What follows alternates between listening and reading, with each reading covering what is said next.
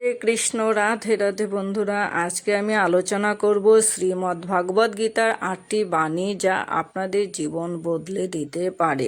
তো প্রথমে বলে নিচ্ছি বন্ধুরা, আমার এই নতুন চ্যানেলের ভিডিও যদি আপনাদের ভালো লাগে থাকে তাহলে লাইক, কমেন্ট এবং শেয়ার করে পাশে থাকবেন। আমার এই চ্যানেলটিকে প্লিজ আপনারা সাপোর্ট করুন। আপনাদের সাপোর্ট ছাড়া এবং আশীর্বাদ ছাড়া আমি এই চ্যানেলটিকে এগিয়ে নিয়ে যেতে পারবো না। তো দেরি না করে শুরু করা যাক আজকের আলোচনা।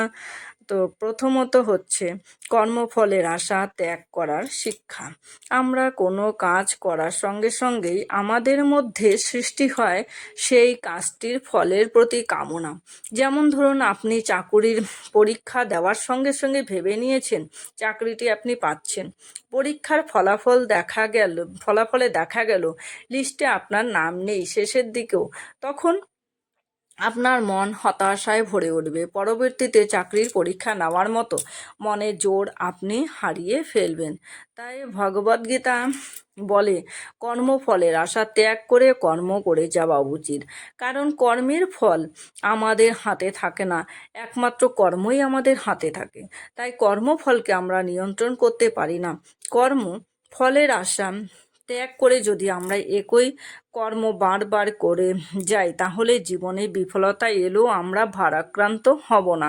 আর এইভাবে আশা ত্যাগ করে কর্ম করতে করতে একদিন আমরা সফল অবশ্যই হব। দ্বিতীয়ত, জীবনে সুখী হবেন কিভাবে? কারোর থেকে কিছু পাওয়ার আশা ত্যাগ করুন। নীরবে শুধু নিজের কর্তব্যটুকু করে যান।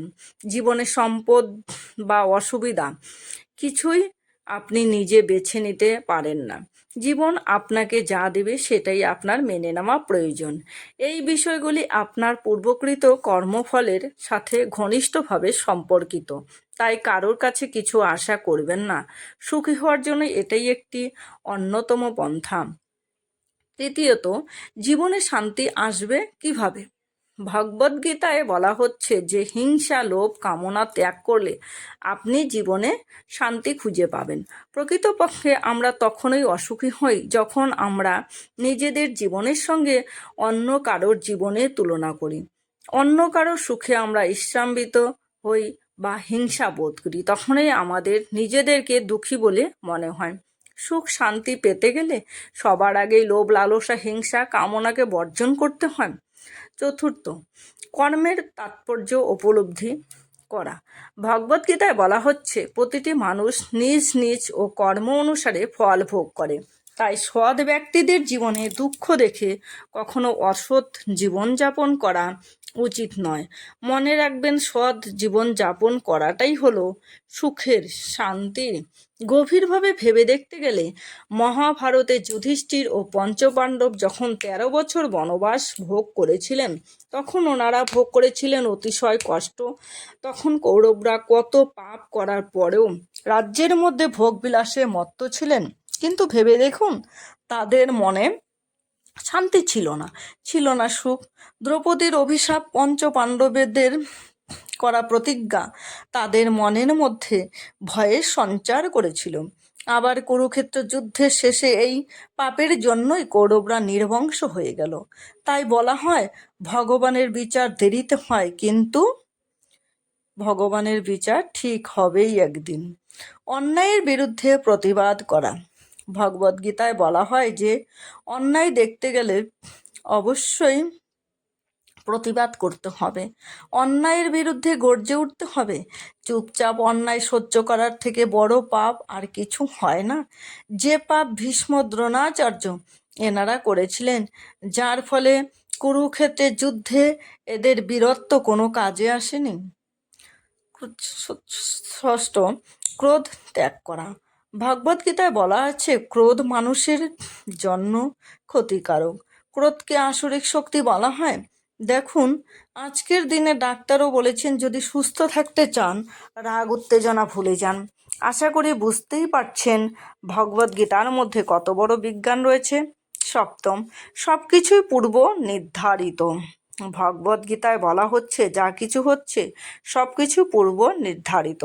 বলা হয় যে পরমেশ্বর ভগবানের ইচ্ছা ছাড়া গাছের একটি পাতাও নড়ে না। তাই যা হচ্ছে সব কিছু মঙ্গলময়।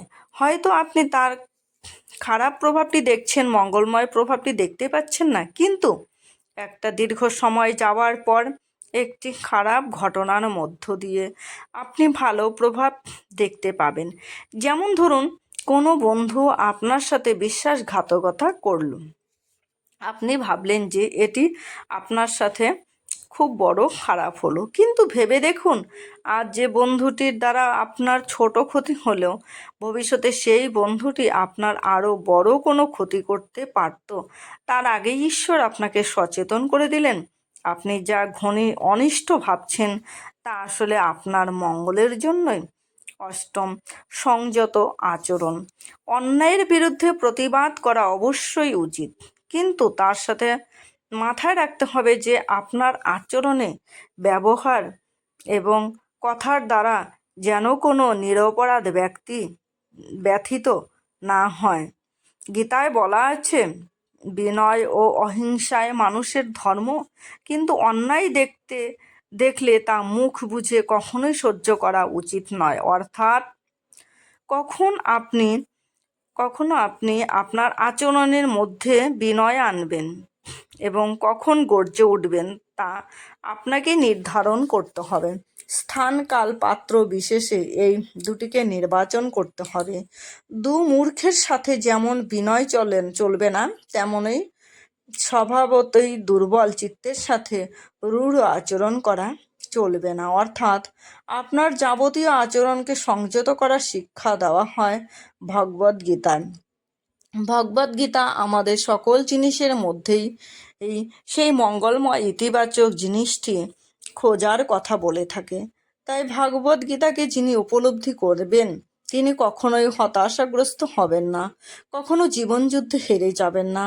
পরিশেষে তার জয় কখনো কেউ আটকাতে পারবে না। রাধে রাধে, জয় শ্রীকৃষ্ণ।